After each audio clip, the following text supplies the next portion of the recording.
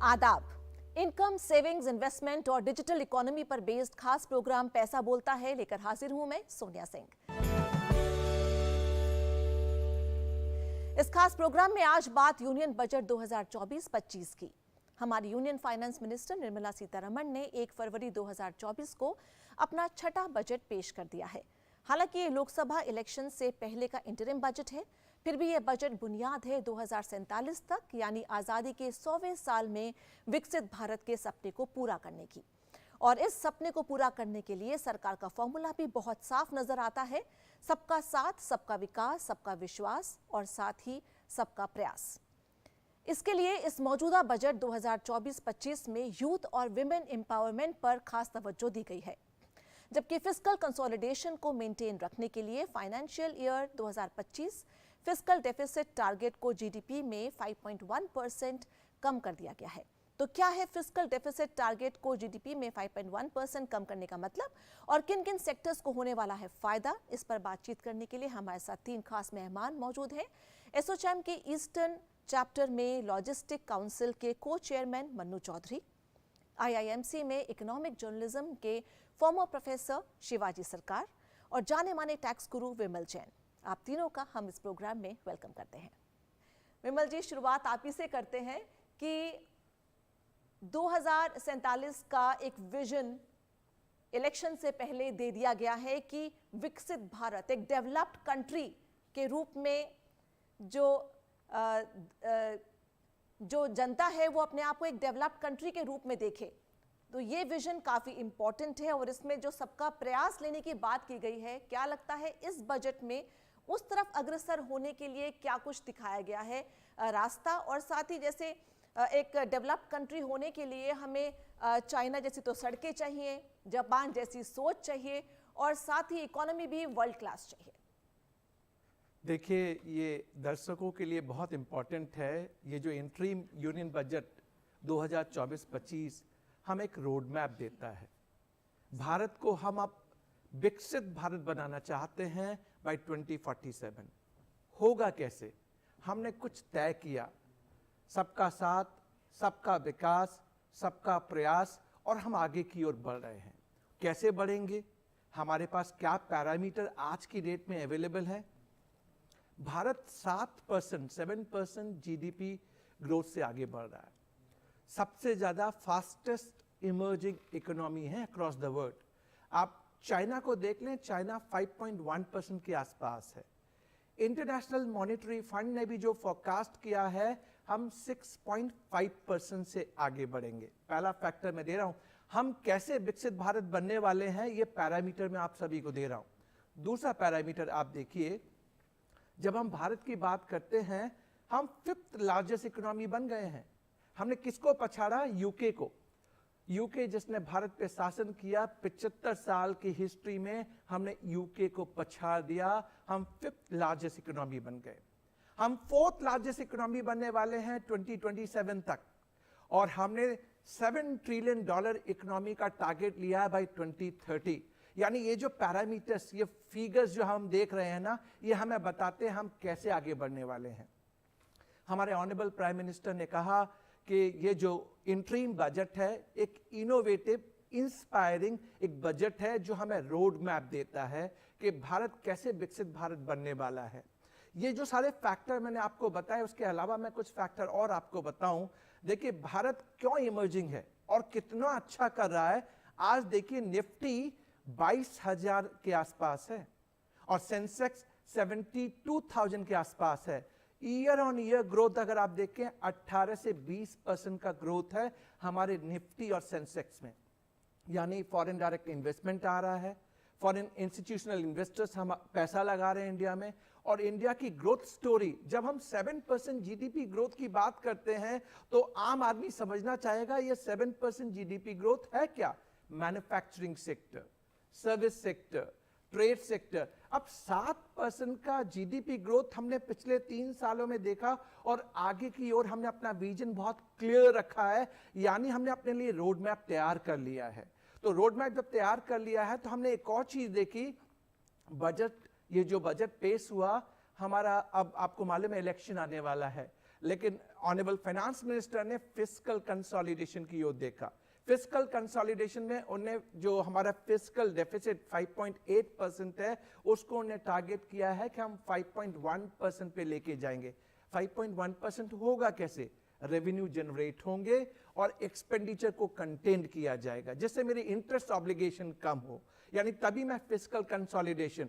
और जब पैसा मेरे पास बचेगा तो इस पैसे को मैं डेवलपमेंट में लगाऊंगा। तो डेवलपमेंट के लिए सबसे बड़ा फैक्टर हमारा कैपिटल आउटले 11% से, and reaching up to 11.11 lakh crore rupees, highest ever capital outlay plan किया गया है।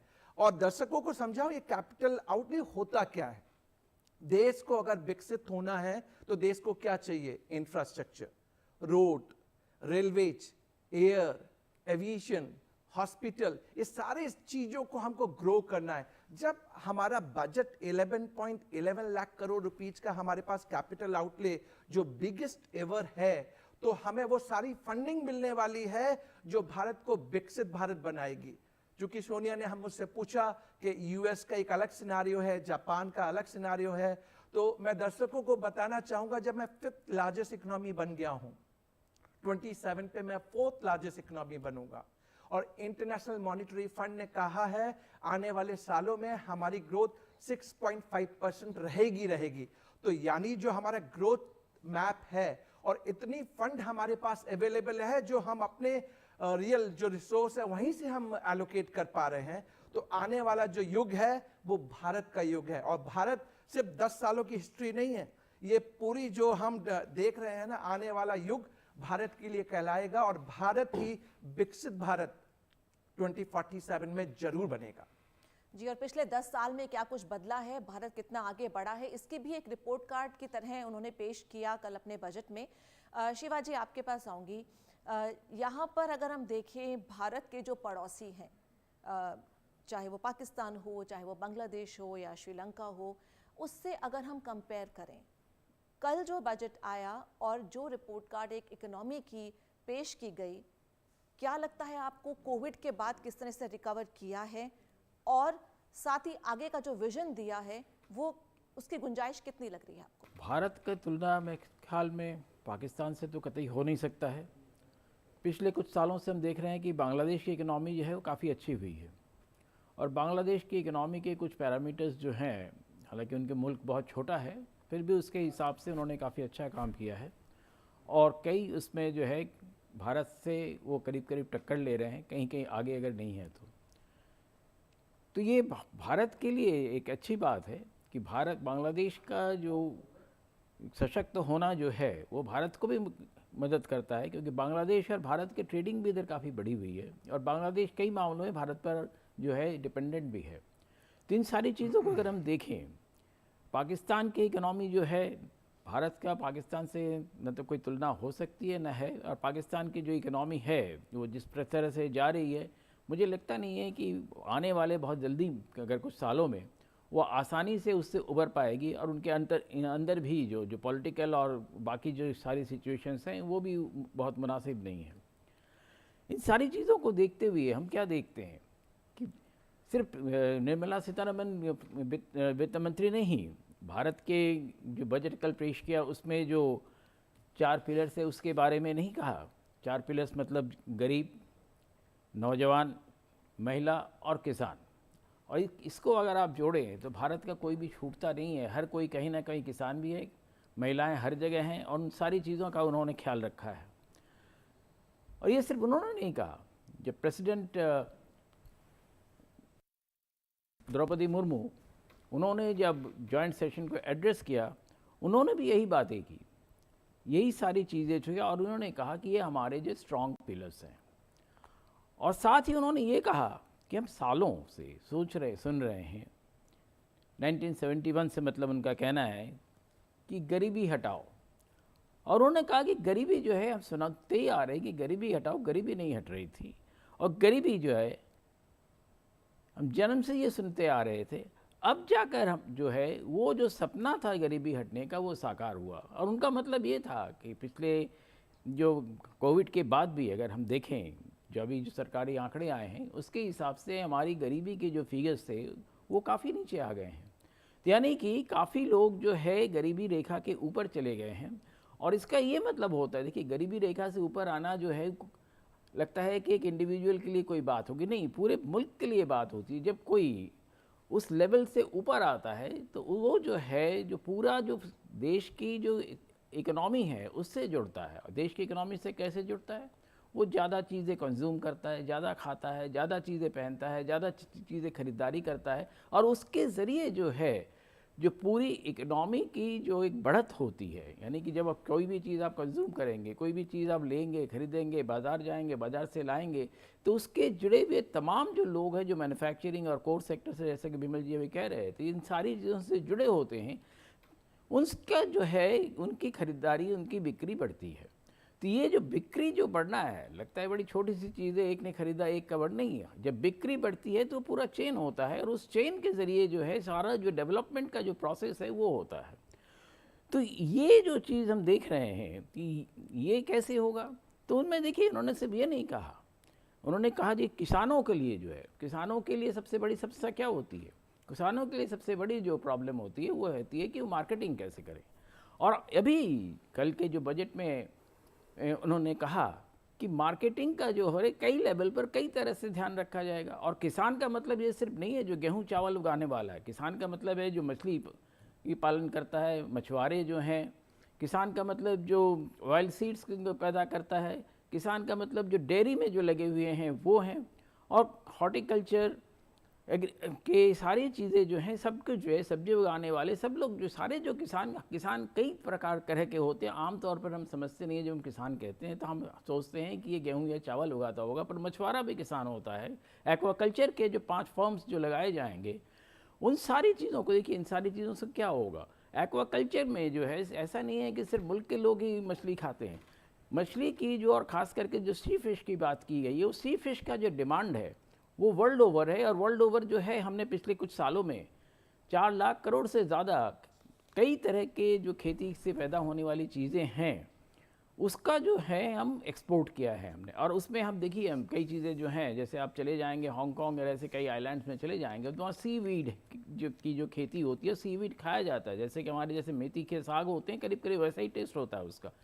तो इन सारी चीज़ों की जब एक बढ़त चारों तरफ से जो बढ़ के हम सारी चीज़ों को करेंगे, और जो वॉल्यूम ऑफ एक्सपोर्ट्स बढ़ेगा, का मतलब ये है कि हम जो कुछ खा रहे हैं, क्योंकि तो हम देखिए हमारे जो पूरी एग्रीकल्चर को अगर हम देखें तो 330 मिलियन टन जो है हम अब पैदा कर रहे हैं, और उसमें सारी चीज़ें आ जाती हैं। तो इस तरह से जब हम एक बहुत बड़ा बाज़ार अपने लिए बना रहे हैं, तो बाज़ार सिर्फ अपने लिए नहीं है। ख़ास करके अगर आप देखें अभी रूस और यूक्रेन की जो लड़ाई हो रही है, या रेड सी में जो सारी चीज़ें चल रही, इजराइल और गाज़ा के वहाँ जो सारे मिडल ईस्ट में जो सारी समस्याएं आ रही हैं, उन सबको देखते हुए वर्ल्ड मार्केट में फूड ग्रेन जो है यूक्रेन और रशिया से जाने में परेशानी होती है, तो बाज़ार कहाँ बनेगा? वो भारत का जो इतना बड़ा बाज़ार है और हमारा जो इतना बड़ा बफर स्टॉक है, तो उसका इस्तेमाल इसके लिए होगा। और हमारे जो किसान है वो आने वाले दिनों में देखेंगे कि गेहूँ यहाँ पैदा करें, चावल आज भी उनका जो है हर जगह जो है बासमती चावल कहाँ नहीं खाया जाता है, विश्व में हर जगह खाया जाता है जी। तो इस तरह से जो है अगर हम देखेंगे तो ये जो रोड मैप उन्होंने दिया है, जिसमें क्या आखिरी जो अगर आप कड़ी लें जो आंगनबाड़ी के लोगों की है, और आंगनबाड़ी के लोगों की इसलिए इम्पोर्टेंट है कि आंगनबाड़ी के लोग हेल्थ से जुड़े हुए हैं, और हेल्थ का जो बजट है उसमें भी इस बार बढ़ा गया है। तो जी। इस तरह से अगर हम देखें एक बहुत बड़ा जो है हम रास्ते पे चलने को तैयार हैं। गोल्डी मीट मटन मसाले, जो आपके हाथ का मटन खाए जिंदगी भर आपका हो जाए। जहाँ जाए रिश्ते बनाए गोल्डी मसाले जी। और जब बजट पेश होने ही वाला था तो उससे पहले ही फाइनेंस मिनिस्टर ने कहा था कि बहुत बड़े अनाउंसमेंट्स कुछ नहीं होंगे। शायद ये भी वजह है कि जो इलेक्शंस हुए थे कुछ स्टेट्स में, उसके बाद जो बीजेपी की जीत हुई थी, लगता है कि कुछ एक कॉन्फिडेंस आया था, इसलिए बहुत फिजिकल डिसिप्लिन मेंटेन किया गया। हम मनु के पास चलते हैं। मनु, बहुत बड़ी अनाउंसमेंट्स इंडस्ट्री को लेकर तो नहीं हुई हैं, लेकिन फिर भी अगर हम एक विकसित भारत की बात करें, और इंडस्ट्री की एक सबसे बड़ी समस्या जो लगातार क्वेश्चनेबल थी कि जो युवा शक्ति है वो बहुत स्किल्ड नहीं है, एम्प्लॉयबल नहीं है। उसको एम्प्लॉयबल बनाने के लिए जो अब तक की सरकार की कोशिशें थी वो, और अब जो एलोकेशन बढ़ाई गई है उस पर क्या कहेंगे आप? सबसे पहले सोनिया जी धन्यवाद इस प्रश्न के लिए। युवा की तरफ में इस बजट के में बहुत कुछ रखा गया है। विगत कुछ वर्षों से अगर आप देखें तो प्राइम मिनिस्टर का मुद्रा योजना एक कहीं ना कहीं बहुत कारगर साबित हुआ है। इसके अलावा स्किल के सेक्टर में अगर आप देखें तो काफ़ी कुछ डेवलपमेंट हुई है स्किल सेक्टर के अंदर में। चूँकि आपका प्रश्न केवल युवा से रिलेटेड है, लेकिन जब हम विकसित भारत की तरफ देखते हैं 2047 में, तो सबसे बड़ी चीज़ है विकसित शब्द जब हम बोलते हैं, डेवलपमेंट शब्द बोलते हैं, तो वो ओवर इंटीग्रेटेड अप्रोच, चारों तरफ का डेवलपमेंट ही विकसित भारत होता है। इसमें इंडस्ट्री के अलावा इंफ्रास्ट्रक्चर का जब ग्रोथ होगा तो इंडस्ट्री का ग्रोथ होगा, और इंडस्ट्री का ग्रोथ होगा तो युवा का ग्रोथ होगा, उसकी एम्प्लॉयमेंट होगी। उदाहरण के लिए मैं आपको अभी हमारे अगले वक्ता बोल रहे थे कि एग्रीकल्चर को लेके, मैं थोड़ा सा एग्रीकल्चर पे एक बार आना चाहता हूँ। इस बजट के अंदर में एग्रीकल्चर का क्या पैकेज है और उसको युवा के साथ जोड़ते हैं। एग्रीकल्चर के अंदर एक होलिस्टिक डेवलपमेंट कहीं ना कहीं इस बजट के अंदर में हम लोग देखते हैं कि एक कहीं ना कहीं फार्म गेट के ऊपर में जिस तरीके का इंफ्रास्ट्रक्चर को डेवलपमेंट के ऊपर जोर दिया गया इस बजट के अंदर, जैसे कि सॉर्टिंग, ग्रेडिंग और प्रोसेसिंग और स्टोरेज, अब ये कौन करेगा? आज के दिन में जितनी भी युवा शक्ति है कहीं ना कहीं रूरल सेक्टर पे ज़्यादा उसकी जनसंख्या है कंपेयर टू अर्बन, और इसकी पलायन माइग्रेशन बहुत ज़्यादा हो रही है। इसको कहीं ना कहीं इसको रोकना पड़ेगा। अर्बन की भीड़ को रूरल की तरफ में जो कन्वर्ट है उस माइग्रेशन को कैसे स्टॉप करें। आप कुछ पिछले साल अगर आप फरवरी महीना की तरफ आए और जून जुलाई महीना की तरफ मैं आपका ध्यान आकर्षित करना चाहता हूँ और दूरदर्शन के दर्शकों का, टमाटर और प्याज, ये दो उदाहरण को मैं लेता हूँ। टमाटर जुलाई के महीना में काफ़ी बारिश होने की वजह से काफ़ी दाम बढ़ गया। महाराष्ट्र के अंदर में काफ़ी बारिश हुई पिछले साल, और जो प्याज का दाम बढ़ गया 100 रुपये किलो। अगर वही प्याज का भंडारण अगर फरवरी महीना में या जनवरी महीना में किया जाता तो आज उसका दाम इतना नहीं बढ़ता, और भंडारण की अगर फैसिलिटी, प्रॉपर स्टोरेज फैसिलिटी नहीं होती, उस समय इंफ्रास्ट्रक्चर होता, तो आज हम लोग उपभोक्ता को कहीं ना कहीं अच्छे दाम पे दे सकते थे। तो रूरल एम्प्लॉयमेंट को कहीं ना कहीं आने वाले दिन में हम लोग इसको डेवलपमेंट की तरफ में देख रहे हैं। FPO मॉडल, प्रधानमंत्री का 10,000 FPO का मॉडल, जिसको एडिशनल फंड इस बार बजट में प्राप्त हुई है, और उसके तहत में युवा को रोजगार देने का, रूरल युवा को रोजगार देने का कहीं ना कहीं इस स्कीम के अंदर में काम किया गया है। और आपका टमाटर, दूसरा एक उदाहरण मैं लेता हूँ। अगर टमाटर 5 रुपये केजी फरवरी महीना में था और जून जुलाई में उसको 100 रुपये किलो में हमने दिल्ली के बाज़ार में देखा टमाटर का दाम, और उसी की भी अगर प्रोसेसिंग यूनिट अगर सेटअप हुई होती तो आज उसका प्यूरी बन गया होता फरवरी मार्च में, और प्यूरी बना के आज हम लोग उपभोक्ता को देते। प्यूरी कहाँ बनता है? रूरल सेक्टर में, युवा ही बनाते। ये स्किल्ड युवा जो कहीं ना कहीं स्किल इंडिया के बजट से अगर आज युवा शक्ति डेवलप होके आती तो आज हम लोग रूरल सेक्टर में उसको प्यूरी बना के, आज ये दो उदाहरण मैंने आपको, उदाहरण के तहत में क्या विज़न है सरकार का, विकसित क्या विज़न है युवा के प्रति, वो मैं आपके सामने पेश किया हूँ। इसके अलावा आप देखिए, आज बहुत अच्छा जैन जी ने बोला कि इंडिया आज 5th डेवलपिंग नेशन की तरफ, डेवलप नेशन की तरफ में जा रहा है डेवलपिंग से। हमारे देश में देखिए अंडर एम्प्लॉयमेंट की समस्या, ना कि अनएम्प्लॉयमेंट की। अंडर एम्प्लॉयमेंट बोलने का मतलब जो MBA किया हुआ लड़का है कहीं ना कहीं अकाउंटिंग का काम कर रहा है, बीकॉम करके वो ड्राइवरी का काम कर रहा है, इस तरह की समस्या ज़्यादा है। अनएम्प्लॉयमेंट से ज़्यादा अंडर एम्प्लॉयमेंट है, और ये अंडर एम्प्लॉयमेंट इसलिए है कहीं ना कहीं सही दिशा में एम्प्लॉयमेंट नहीं होने की वजह से और रोजगार का कहीं ना कहीं कमी होने की वजह से। इसके तहत में PM विश्वकर्मा योजना या PM मुद्रा योजना एक बड़ा कारगर साबित होगा आने वाले दिनों में। जी, गोल्डी मीट मटन मसाले, जो आपके हाथ का मटन खाए जिंदगी भर आपका हो जाए। जहाँ जाए रिश्ते बनाए गोल्डी मसाले। और क्योंकि शिवाजी हमारे साथ हैं और वो खुद एक यूनिवर्सिटी को बिलोंग करते हैं, तो उन्हीं से बात इस पर आगे बढ़ाते हैं कि शिवाजी ये बताएं कि अनएम्प्लॉयमेंट रेट जो है वो तो लगातार कम हुई है पिछले 10 सालों में, कल ये हमें बताया गया, लेकिन जो ब्रेन ड्रेन की बात की मनु ने, कि जो गांव का जो युवा है वो रूरल से अर्बन में शिफ्ट हो रहा है, लेकिन ब्रेन ड्रेन यहाँ पर भी हो रहा है कि IIT नहीं खुल रहे हैं, एम्स नहीं खुल रहे हैं, यूनिवर्सिटीज़ नहीं खुल रही हैं, लेकिन यहाँ से विदेशों में लोग जा रहे हैं, युवा जा रहे हैं। इस सब को रोकने के किस तरह से अपने ही देश में रहें और यहीं पर इसको विकसित करें, इसके लिए क्या कदम उठाए जा सकते थे? नहीं, बिल्कुल उठाए जा सकते हैं और उठाए जा रहे हैं। सिर्फ उठाए जा सकते नहीं, उठाए जा रहे हैं। बहुत सारी चीज़ें की जा रही हैं। खास करके अगर आप देखें, ये जो प्रधानमंत्री ने एक नया स्लोगान दिया, जय अनुसंधान, उसके ज़रिए जो है युवाओं को बहुत तरह से प्रोत्साहित किया जा रहा है कि वो तरह तरह के जो है रिसर्च अलग अलग तरीके से करे, तरह तरह के जो स्किल डेवलपमेंट है वो करे, और उसके साथ ये भी कोशिश की जा रही है कि जो आर्टिफिशियल इंटेलिजेंस है उसमें जो है अमृतकाल का जो खास करके जो चीज़ें बताई जा रही है, तो इंफॉर्मेशन टेक्नोलॉजी सेक्टर में और उसके जुड़े हुए अब तो बहुत सारी और चीज़ें आ गई हैं। जो ड्रोन का सेक्टर है, बहुत बड़ा सेक्टर जो बढ़ता चला जा रहा है, और ड्रोन का सेक्टर जो है देखिए एविएशन से भी जुड़ा हुआ है।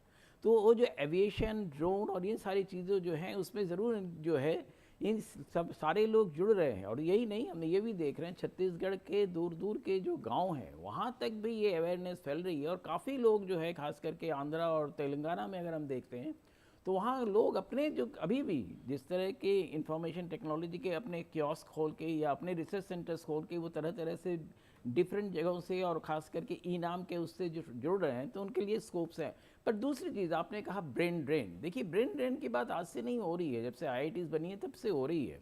60s में भी ये सवाल था कि ब्रेन ड्रेन हो रहा है, पर आगे हमने जाके देखा कि ब्रेन ड्रेन के हमारे लिए कुछ फ़ायदे भी है। आज जो PIO जो हैं, जो पीपल ऑफ इंडियन ओरिजिन बाहर के हैं, वो जो भारत में जुड़ रहे हैं, और भारत से जुड़ के भारत के लिए जिस तरह से वो काम करते हैं, और भारत के लिए सारा विश्व में उन्होंने जिस तरह की एक पूरा एक क्षेत्र बनाया है, भारत के लिए सारी चीज़ें बनाई हैं, तो वो भी एक बहुत बड़ी चीज़ है। ऐसा नहीं है कि हर कोई जो है देखिए बाहर नहीं जाता है। आज जो है वर्ल्ड के भी इंफॉर्मेशन टेक्नोलॉजी के सबसे बड़े बड़े फर्म्स जो हैं, उनके सबसे बड़ी जो ऑफिसेज़ हैं वो हिंदुस्तान में हैं, चाहे गुड़गांव से लेके आपके कलकत्ता, अहमदाबाद और बेंगलोर तक फैले हुए हैं, और भी जगह पे हैं।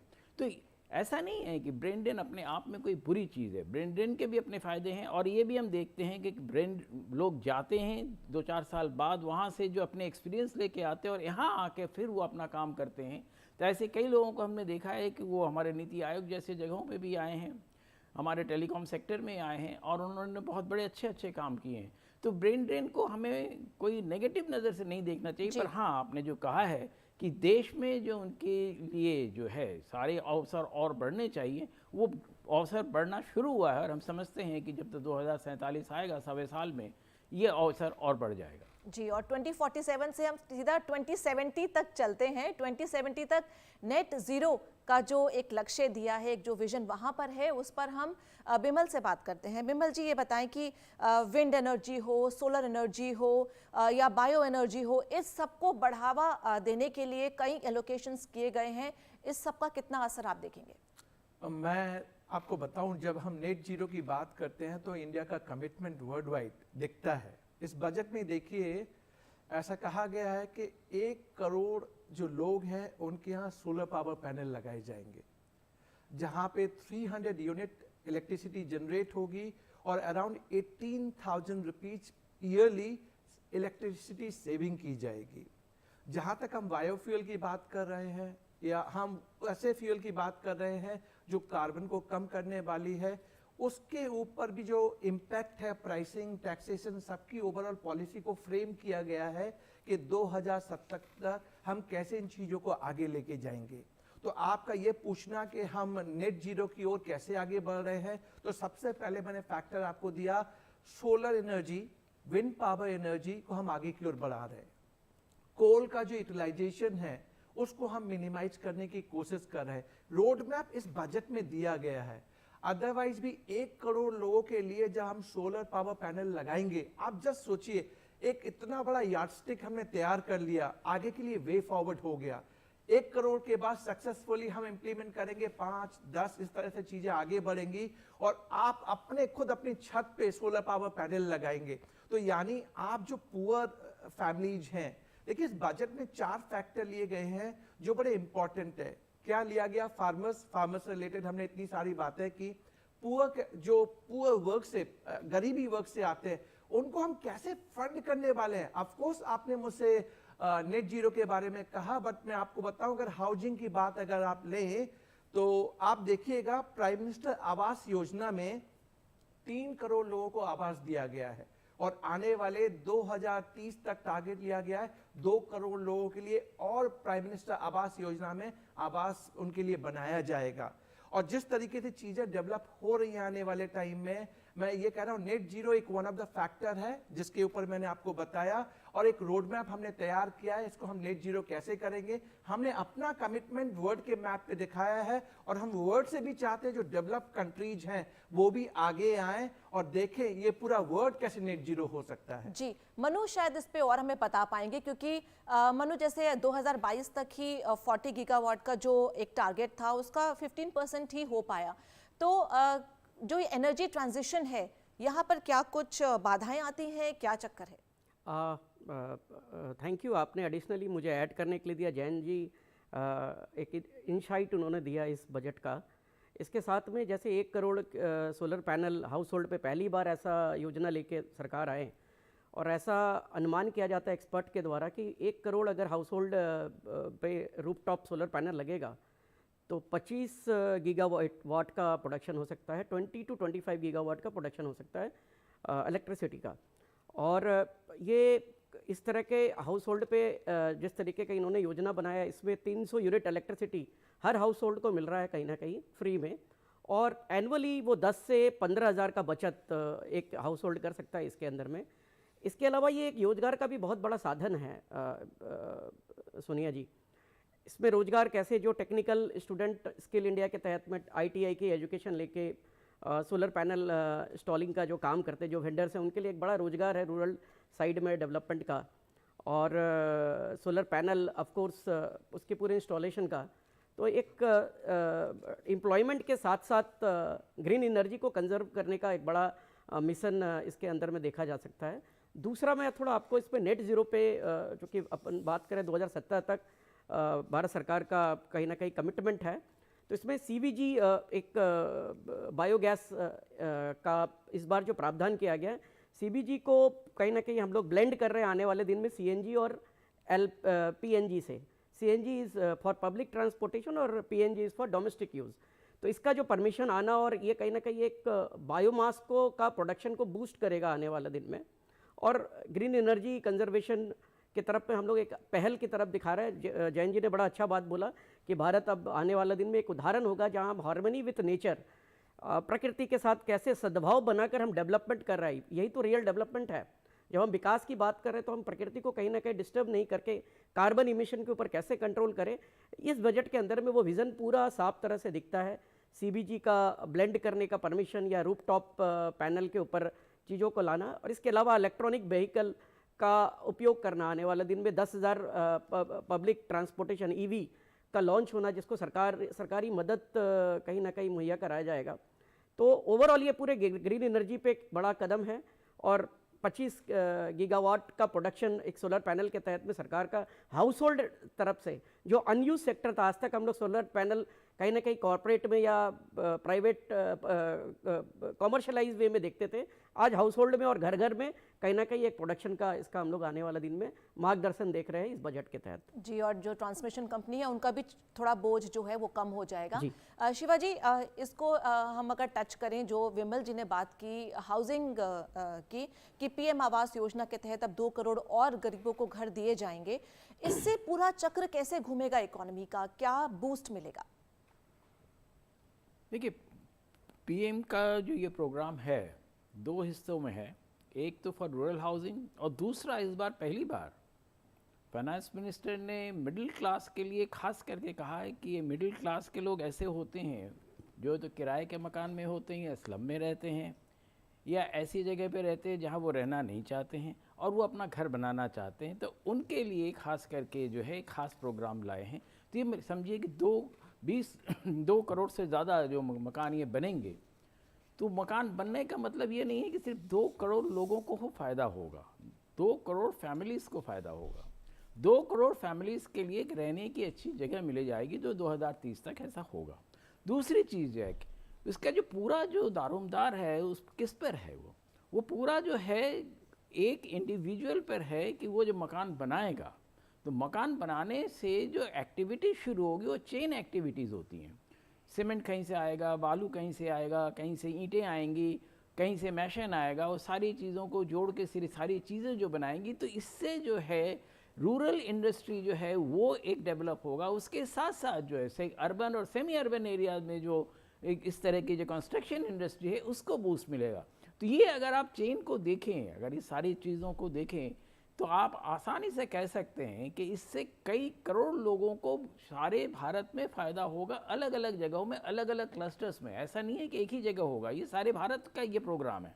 और सारे भारत में जब इस तरह के घर बनेंगे, और घर बनने का मतलब है घर के लिए क्या क्या चीज़ें नहीं चाहिए होता है। घर जब बनता है तब आपको जो सीमेंट वगैरह ये सारी चीज़ों की ज़रूरत होती है, लोहे की ज़रूरत होती है। जब घर बन जाता है तब उसमें सारे सामान आज जो है हम देख रहे हैं कि आज ही के अगर न्यूज़पेपर्स को आप देखें तो उसमें है कि जो जितने भी जो कंज्यूमर इंडस्ट्रीज़ है वो गियर अप हो गई है कि ये जो जितने घर बनेंगे वहाँ टेलीविज़न भी चाहिए, वहाँ गैस भी चाहिए, वहाँ चूल्हा भी चाहिए, वहाँ टेबल चाहिए, फर्नीचर्स चाहिए, बेड्स चाहिए, उसके डेकोरेशंस के लिए चीज़ें चाहिए, पेंट्स होने हैं, सारी चीज़ें। तो ये एक बहुत बड़ा चेंज जो है जिससे कि गवर्नमेंट का जो कॉन्सेप्ट है कि इससे जो है एक बहुत बड़ा ट्रांसफॉर्मेशन हो जाएगा। और ट्रांसफॉर्मेशन ही जो है ये जो सरकार का जो पूरा एक वो है रिफॉर्म एंड ट्रांसफॉर्मेशन का जो सिस्टम है वो जो करना है, तो रिफॉर्म एंड ट्रांसफॉर्मेशन कहाँ से होगा? रिफॉर्म एंड ट्रांसफॉर्मेशन तभी होगा जब लोगों की अपनी ज़िंदगी में बदलाव आएगा। और बदलाव का मतलब है कि उनकी जो स्टैंडर्ड ऑफ लिविंग है, जब घर बन जाता है तो स्टैंडर्ड ऑफ लिविंग भी बढ़ता है, फिर वो घर के बाद गाड़ी खरीदते हैं, और इस तरह से उनके ग्रेजुअली जो उनके फैमिली का उसका वो बढ़ता चला जाता है। तो ये जो है एक बहुत बड़ा सपना लोगों का होता है कि घर होना। वो घर होना ही एक सपना नहीं होता, घर होने का मतलब होता है कि पूरे देश की जो एक माली हालत है वो बदलती है, डिमांड्स बदलते हैं, और लोगों का जो है स्टैंडर्ड ऑफ लिविंग जो है, ओवरऑल स्टैंडर्ड ऑफ लिविंग जो है वो जो है एक अलग लेवल पे पहुंच जाता है। ये सबसे बड़ी चीज़ है जो हम इसको, कई चीज़ें ऐसी होती देखिए उसको आप मोनेटाइज करना चाहिए, मोनेटाइज करके आप उसके फ़ायदे को नहीं देख सकते, पर ओवरऑल अगर खुशहाली की बात होती है, जो हैप्पीनेस इंडेक्स है, उसमें भी कई चीज़ें जुड़ती हैं जो इन चीज़ों से आती है।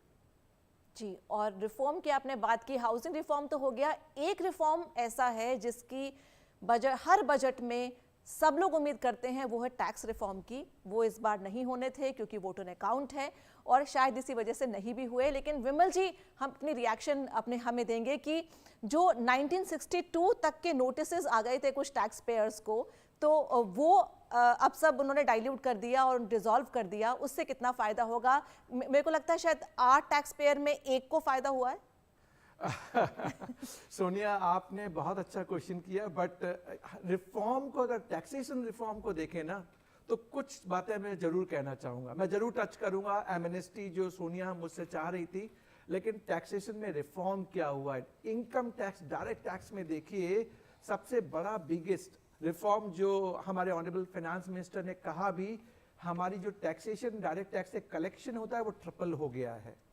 जो नंबर ऑफ रिटर्न फाइलर हैं वो 2.48 टाइम से बढ़ गए हैं। लास्ट 10 सालों की हिस्ट्री बता रहे हैं वो। प्लस आप देखिए जो आज की डेट में इनकम टैक्स है, 7 लाख रुपए तक आपका कोई इनकम टैक्स नहीं लगता। इसको आप कंपैरिजन कीजिए कि 2013-14 में 2,20,000 रुपए तक इनकम टैक्स नहीं लगता था, जो 7 लाख रुपए हो गया। कॉर्पोरेट टैक्सेशन के रेट 30% हुआ करते थे, जो 22% हो गए, और डोमेस्टिक मैन्युफैक्चरिंग कंपनी के लिए कॉर्पोरेट टैक्सेशन का रेट है 15%। आप देखिए जो आपने एक एमनेस्टी स्कीम जो आपने परसीव की, उससे पहले एक और चीज देखिए, पहले आईटीआर इनकम टैक्स रिटर्न को प्रोसेस, एक टैक्स पेयर सर्विस होता है। टैक्स पेयर सर्विस में क्या होता है, गवर्नमेंट का विजन होता है कि हम टैक्स पेयर को कैसे एडवांटेज वैल्यू एडेड सर्विस दे पाए। पहले आईटीआर प्रोसेस करने के लिए 93 डेज लगते थे, अब कुल 10 दिन लगते हैं। यानी वो आईटीआर प्रोसेस हुआ, अगर आपका रिफंड है तो रिफंड आपके पास इजीली और जल्दी आ गया। आप देखिए फेसलेस असेसमेंट और फेसलेस अपीलेट प्रोसीडिंग स्टार्ट हो गई। फेसलेस का मतलब क्या होता है? अगर मैं बोलूं कि मान लीजिए आपका एजुडिकेशन होना है, आपको नहीं मालूम है कि कौन ऑफिसर करेगा, और ऑफिसर को भी नहीं मालूम है कि आप कौन है, और आप जाएंगे अपने जो डिफेंस है सबमिट करेंगे, यानी ट्रांसपेरेंट एंड नेचुरल, न्यूट्रल आपके साथ एक असेसमेंट होगा, एजुडिकेशन होगा। ये फेसलेस असेसमेंट इंट्रोड्यूस किया गया। तो मैंने इनकम टैक्स के ऊपर ये कहा, लेकिन जो सोनिया का क्वेश्चन था उसका आंसर बनता है। मैं आपको आंसर बताऊं, 2 चीजें इंपॉर्टेंट हुई हैं डायरेक्ट टैक्स में। ऑनरेबल फाइनेंस मिनिस्टर ने कोई चेंज नहीं किया इनकम टैक्स के स्लैब में, एग्जेम्पशन में, रेट में, चाहे वो इनकम टैक्स हो, कस्टम हो या इनडायरेक्ट टैक्स हो। बट इंपॉर्टेंटली पुराने आउटस्टैंडिंग टैक्स ड्यूज होते थे 1962 से, सुनिया 1962 से तो ऑनरेबल फाइनेंस मिनिस्टर ने क्या कहा कि 25,000 रुपए तक 1962 से लेके फाइनेंशियल ईयर 2009-10 तक अगर 25,000 रुपए तक का अगर टैक्स डिस्प्यूट है तो वो सारा का सारा माफ। उसके बाद उन्हें कहा 10,000 रुपए का 10,000 रुपए का अगर आपका कोई आउटस्टैंडिंग टैक्स ड्यूज है स्टार्टिंग फ्रॉम 10-11 टू 14-15 वो भी आपके लिए माफ। यानी जो पुराने जो इतने ड्यूज थे किस वजह से थे, क्या रीजन था, उन्हें एक स्ट्रोक में सारे ये जो पुराने जो टैक्स ड्यूज होते थे एक थ्रेशोल्ड जरूर क्रिएट कर दिया गया, बट सारा का सारा क्लीन रिटर्न ऑफ। और कितने लोगों को फायदा होगा मालूम है? 1 करोड़ लोगों को, 1 करोड़ लोगों को फायदा होने वाला है। दूसरी चीज और डायरेक्ट टैक्स में बताऊं जो सोनिया आपने नहीं पूछा बट इंपॉर्टेंट है, स्टार्टअप। आज स्टार्टअप कितना ग्रो कर रहा है हमारे इंडस्ट्री में। स्टार्टअप को हमने इनकम टैक्स की बेनिफिट भी दे रखी है। उनके लिए सनसेट क्लॉज था 31 मार्च 2024 जिसको बढ़ा के कर दिया गया 31 मार्च 2025। इवन हमारे सोबिग्न वेल्थ फंड, पेंशन फंड जो पैसा इन्वेस्टमेंट करते हैं उनके लिए भी सनसेट क्लॉज 31 मार्च 2024 होता था जिसको 31 मार्च 2025 कर दिया। यहां एक सजेशन जरूर मैं ऑनरेबल फाइनेंस मिनिस्टर को देना चाहूंगा कि जो डोमेस्टिक मैन्युफैक्चरिंग कंपनी है उनके लिए इनकम टैक्स की रेट 15% है, लेकिन वो तब है कि जब आप मैन्युफैक्चरिंग 31 मार्च 2024 तक स्टार्ट कर दे। ये सनसेट क्लॉज भी खत्म हो रहा है। तो बजट हमारा 1 फरवरी 2024 को आया, सनसेट क्लॉज हमारा 31 मार्च 2024 को खत्म हो रहा है। इसको भी 1 साल बढ़ाया जाना चाहिए क्योंकि हम local make in India, honourable prime minister का विजन है make in India, self reliant India, आत्मनिर्भर भारत, वोकल फॉर लोकल। मेरा एक सजेशन ये होगा, जीएसटी पे आपने नहीं पूछा है सोनिया, अगर आप मुझे अलाउ करें 1-2 मिनट बोलने के लिए तो मैं जीएसटी पे भी बोलना चाहूंगा। ऑनरेबल फाइनेंस मिनिस्टर ने जीएसटी को एक बहुत बड़ा इनडायरेक्ट टैक्स रिफॉर्म बताया। उन्होंने कहा जीएसटी से हम 1 नेशन 1 टैक्स 1 मार्केट बन गए। हमारा कितना ग्रोथ हुआ है देखें आप, 68 लाख रजिस्टर्ड पर्सन होते थे जीएसटी में जब जीएसटी आया था, अब है 1.4 करोड़, यानी हमारे रजिस्टर्ड पर्सन डबल हो गए। आप देखते हैं ना इकोनॉमी बढ़ रही है, टैक्स रेवेन्यू बढ़ रहा है, टैक्स टू जीडीपी रेशियो बढ़ रहा है। वो कैसे बढ़ता है? रजिस्टर्ड पर्सन आपके 68 लाख से 1.4 करोड़ हो गए। कलेक्शन की बात बताता हूं, जीएसटी कलेक्शन की। जब जीएसटी आया था तब 90,000 करोड़ रुपए पर मंथ का ऑन एन एवरेज कलेक्शन था, बट अब ये हो गया है 1,66,000, 1.66 lakh crore rupees per month. यानी आपका जीएसटी से रेवेन्यू इतना बढ़ गया। ये रेवेन्यू कैसे बढ़ता है समझने की कोशिश कीजिए। रेवेन्यू तब बढ़ता है जब मेरे यहाँ sale supply of goods and services ज्यादा हो रहे हैं, यानी लोग कंज्यूम कर रहे हैं। कंज्यूम कर रहे हैं तो जीएसटी का कलेक्शन आ रहा है, और कंजम्पशन बढ़ेगा तो प्रोडक्शन बढ़ेगा, प्रोडक्शन बढ़ेगा तो ओवरऑल जीडीपी बढ़ेगा। एक सर्वे किया गया था जीएसटी में और उसमें 94% इंडस्ट्रियलिस्ट से पूछा गया जीएसटी को आप कैसे देखते हैं, उन्हें जीएसटी को पॉजिटिव माना। 80% रेस्पोंडेंट हैं, उन्होंने कहा जीएसटी ने सप्लाई चेन को ऑप्टिमाइज किया, कैस्केडिंग ऑफ टैक्सेस को खत्म किया, लॉजिस्टिक कॉस्ट को कम किया। तो ये सारा बेनिफिट किसको मिला? कंज्यूमर को। यानी उसके लिए जो प्राइसिंग थी गुड्स एंड सर्विसेज की वो कम हो गई, यानी जो पहले वो अफोर्ड नहीं कर पाता था क्योंकि कैस्केडिंग थी, डबल टैक्सेशन था, सप्लाई चेन में ऑप्टिमाइजेशन नहीं था और हम डिवाइडेड थे। जीएसटी ने हमें 1 नेशन 1 टैक्स 1 मार्केट बना दिया तो कंज्यूमर अल्टीमेटली बेनिफिटेड हो गया। जीएसटी के बिगेस्ट एडवांटेज हमने देखा। कस्टम पे एक छोटा सा पॉइंट, हम इंटरनेशनल ट्रेड, आज एक्सपोर्ट हमारा बढ़ रहा है, हम इंपोर्ट को कंटेंट करना चाहते हैं, मेक इन इंडिया को आगे बढ़ाना चाहते हैं, तो हमारा इंपोर्ट का जो रिलीज टाइम होता है कि हम कितनी जल्दी क्लियरेंस करते हैं, तो आईसीडी में 48% से इंपोर्ट रिलीज टाइम आपका डेवलप माने कम हुआ है। Even for air cargo and sea port ये और कम हुआ है। यानी ओवरऑल टैक्सेशन का अगर कंट्रीब्यूशन अगर आप देखें बजट के अंदर बहुत पॉजिटिव है। टैक्स टू जीडीपी रेशियो बढ़ रहा है, इनकम टैक्स फाइलर के नंबर बढ़ गए, जीएसटी रजिस्टर्ड पर्सन बढ़ गए, कलेक्शन ओवरऑल हम सबके लिए बढ़ रहा है, और टैक्स पेयर सर्विस के लिए भी गवर्नमेंट सारे स्टेप्स ले रही है कि हम टैक्स पेयर को कैसे एडवांटेज दें। जी, टैक्स पेयर को एडवांटेज भी दे और टैक्स पेयर जो है अपना टैक्स भी और ज़्यादा सरकार को दे ताकि सरकार का काम भी बेहतरीन चले। और उसके लिए बहुत ज़रूरी ये भी है कि मैंने एक वर्ड जो आपकी बात से पकड़ा विमल जी, वो है कैस्केडिंग। इंफ्रास्ट्रक्चर अगर अच्छा हो तो कैस्केडिंग इफेक्ट उसका भी दिखता है। और यहाँ पर मनु को लेकर आऊंगी क्योंकि वो लॉजिस्टिक एक्सपर्ट हैं। तो इंफ्रास्ट्रक्चर की अगर बात की जाए तो एक कंक्लूडिंग रिमार्क अगर हम इस शो में बजट के लिए भी लें कि मनु बताएं कि जो रेलवे कॉरिडोर है, जो 3 स्पेशल कॉरिडोर की बात की गई है, उससे इकोनॉमी पर कितना फर्क पड़ेगा? सोनिया जी, जैन जी ने जीएसटी का बड़ा डिटेल इंसाइट दिया। कस्टम्स और जीएसटी हम खुद प्रैक्टिस भी करते हैं और हम इंटरनेशनल लॉजिस्टिक्स में कहीं ना कहीं इन्वॉल्व हैं। ये मॉडर्न इंफ्रास्ट्रक्चर, इस बार का जो बजट है वो त्रिकोणीय बजट की तरफ में हम लोग देखते हैं, 3 ट्राइंगल की तरफ में। हम लोग ग्रीन एनर्जी पे बात किए, वो पहला ट्राइंगल था, दूसरा मॉडर्न इंफ्रास्ट्रक्चर और तीसरा कलेक्टिव अपॉर्चुनिटी, जो यहाँ के लोकल जो बासिंदा है, रेसिडेंट है, उनके लिए क्या अपॉर्चुनिटी है।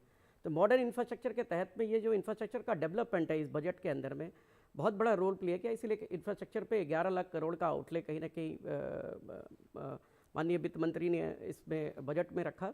और इसमें जो 3 कॉरिडोर है, ये लास्ट माइल कनेक्टिविटी का कहीं ना कहीं कंसेप्ट है, जो पीएम गति शक्ति पोर्टल का जो कंसेप्ट है उसको कहीं ना कहीं सिद्ध करता है। और ये 3 कॉरिडोर क्या है, पहले एनर्जी मिनरल और सीमेंट कॉरिडोर, दूसरा पोर्ट कनेक्टिविटी कॉरिडोर और तीसरा हाई ट्रैफिक डेंसिटी कॉरिडोर। ये 3 कॉरिडोर को टारगेट रख के रेलवे में ये कॉरिडोर को कहीं ना कहीं रेलवे को एक ग्रीन ट्रांसपोर्टेशन की तरफ में हम लोग देखते हैं। और रेलवे का विगत कुछ वर्षों में अगर आप देखें तो टनेज कैपेसिटी, जो पहले रेलवे जितने टन का ट्रांसपोर्टेशन करता था उसकी tonnage capacity every year it is increasing. तो ये इंफ्रास्ट्रक्चर में रेल को इस तरीके का इंफ्रास्ट्रक्चर को ग्रोथ करना और हमारे जो मिनरल्स क्लस्टर है या सीमेंट क्लस्टर्स है उसको कहीं ना कहीं बहुत बड़ा बूस्ट देगा, जो इंफ्रास्ट्रक्चर को बूस्ट देगा। सेकंड, आपका high density traffic density corridor, जिसमें आप बैंगलोर जैसे शहर को देखें जहाँ बहुत ही कंजेशन है किसी भी ट्रक टेलर को जाने में, कैलकाटा पोर्ट जो कि शहर के बीच में एक पोर्ट है, इस तरह के कनेक्टिविटी को जब हम लोग इंफ्रास्ट्रक्चर में इसको जोड़ेंगे तो एक बहुत बड़ा उपलब्धि देश के अंदर में दिखेगा। जब आप चाइना के साथ कंपैरिजन कर रहे हैं या जापान के का सोच के बारे में बात कर रहे हैं, तो ये मॉडर्न इंफ्रास्ट्रक्चर कहीं ना कहीं ये डेवलपमेंट इस तरफ जाते हुए दिख रहा है। इसके अलावा मेट्रो रेलवे और नमो भारत, जो पैसेंजर लोगों को, अभी नमो भारत का लॉन्चिंग हुआ पिछले वर्ष दिल्ली से मेरठ के लिए, जो वो ट्रेन अर्बन साइड में जिस तरह के पैसेंजर्स बढ़ रहे हैं इसको डेवलपमेंट करने के लिए, या मेट्रो का जिस तरीके से इस बार बजट के अंदर में एक नया आयाम देने की कोशिश की है, 40,000 कोचेज़ वंदे भारत तरह के कोचेज़ आए, तो रेलवे को कहीं ना कहीं स्पेशल पैकेज के रूप में ट्रांसपोर्टेशन का मोड में देखा गया। इसके अलावा आप रेलवे से आए तो थोड़ा एविएशन सेक्टर में अगर हम लोग आए तो 149 ऑलमोस्ट 2014 में 74 एयरपोर्ट थी, जो 149 एयरपोर्ट आने वाले दिन में हम लोग देखेंगे, जो ऑलमोस्ट डबल है। तो एयरपोर्ट पे भी जिसमें 24 से 25 इंटरनेशनल एयरपोर्ट कार्गो के तरफ में कन्वर्ट हो रहा है। अब दिल्ली में हम लोग बैठे हैं, दिल्ली के आसपास ही दिल्ली एयरपोर्ट इंटरनेशनल एयरपोर्ट और जेवर आने वाला है, जो कि बहुत बड़ा एशिया का one of the biggest airport आना है। तो इस तरीके का अगर सरकार के बजट में इंफ्रास्ट्रक्चर के ऊपर सपोर्ट है, तो ये मॉडर्न इंफ्रास्ट्रक्चर कहीं ना कहीं हम चाइना जापान को compete कर रहे हैं आने वाले दिन में। जर्मनी को हम 2024-25 में कहीं ना कहीं हम लोग देखते उम्मीद करते हैं कि इसके इकोनॉमी को हम लोग सरपास करेंगे। जी, मतलब हमारी गति भी लगातार बढ़ रही है। शिवाजी, आपसे भी मैं चाहूंगी कंक्लूडिंग कमेंट्स, और खासकर टूरिज्म के बारे में, जब यहाँ पर चर्चा एविएशन की हो ही रही है तो। बिल्कुल, देखिए टूरिज़्म पे जो है, अभी तक टूरिज़्म जो था वर्चुअली डिफरेंट क्लस्टर्स में डिफरेंट जगह इंडिविजुअली या प्राइवेटली डेवलप किया जा रहा था।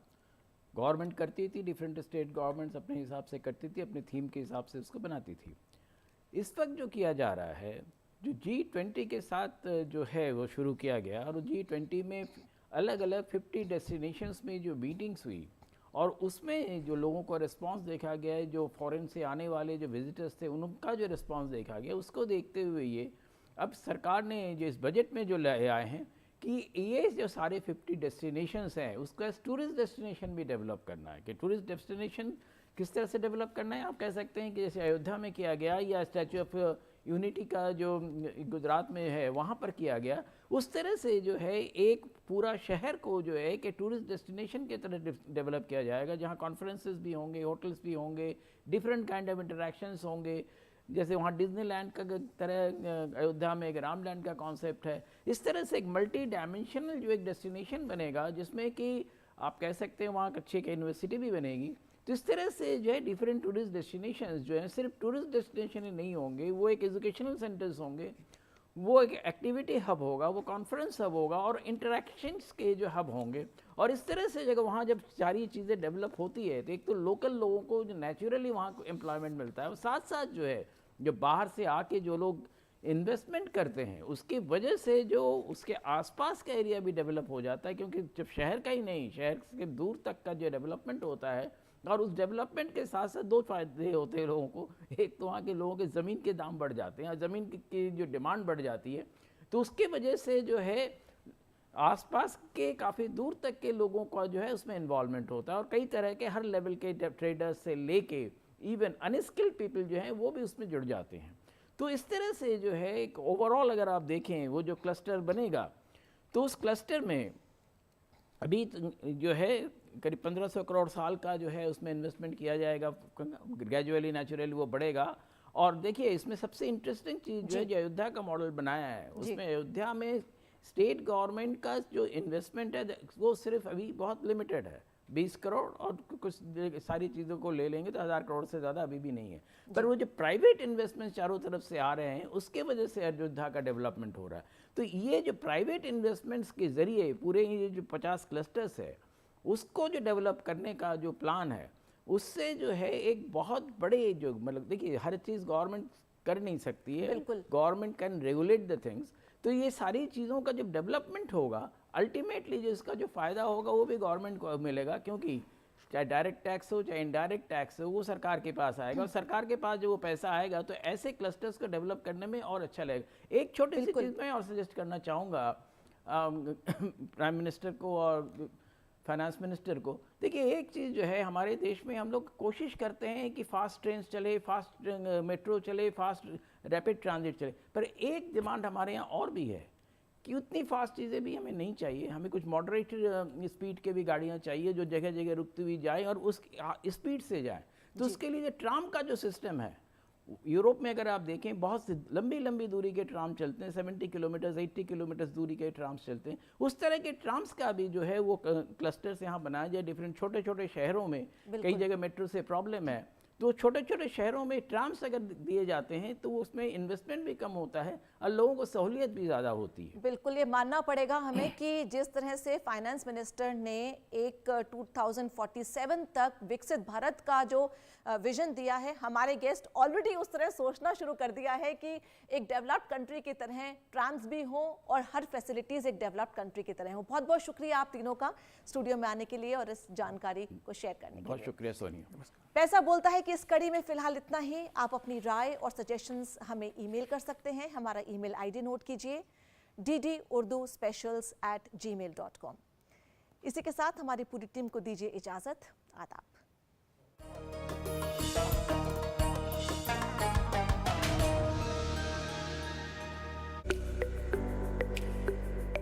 मुख्तलिफ बीमारियों के बारे में आपके हर सवाल का जवाब देंगे हमारे माहिर डॉक्टर। बताएंगे आपको सेहतमंद जिंदगी का राज, ताकि आप बदल सकें अपने जीने का अंदाज। सवाल